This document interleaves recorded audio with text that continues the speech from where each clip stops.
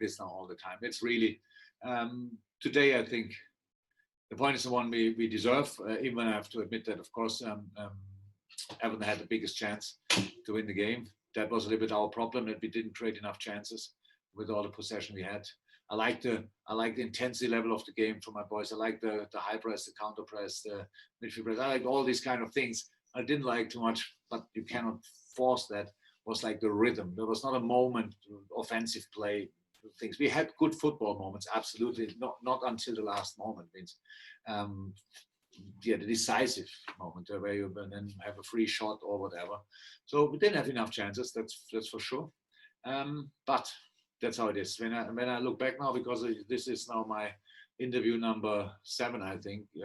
No crowd in the stadium, but obviously all the journalists were allowed to come. And when I think about it, I think all the derbies here at Goodison looked pretty similar, honestly. It was like, I think the result is similar. At Anfield, the games are most of the time slightly better. Here at Goodison was always like this. So 2 teams, aggressive, very physical. Everton, good organized, and so we had to run a lot, which I like. Looked good, we looked fit, we looked ready.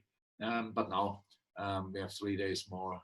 In 3 days, we play another game against Crystal Palace, and they're obviously in a very good shape. They looked good yesterday. We could watch this game, so we have to make sure that we are ready for that. Millie felt a hamstring a little bit, but we had this in the past. Millie is not often injured and hopefully not serious, but so he is smart enough to show up in a moment when he feels it, and so hopefully it was the right moment, and maybe not Wednesday, but after that I would hope for. And Joel was unlucky and had to make a quick decision. So it was like today with Richarlison, and he bent or stretched his big toe. I don't think a lot of people had that already, but it's really painful. And hopefully that settles now. The pain settles, and we will see. I hope there's nothing serious happen, but I don't know yet. Thanks, Jürgen. Yeah. No, Naby was good. Taki was good as well. By the way, the change in half time, that was a pure idea for me. Had nothing to do with Taki's performance or whatever he found in the game in the first half. Absolutely. And then we thought, come on, why wait until the player gets tired when you have 5 opportunities? That didn't work out 100%. But Ox was lively, very lively.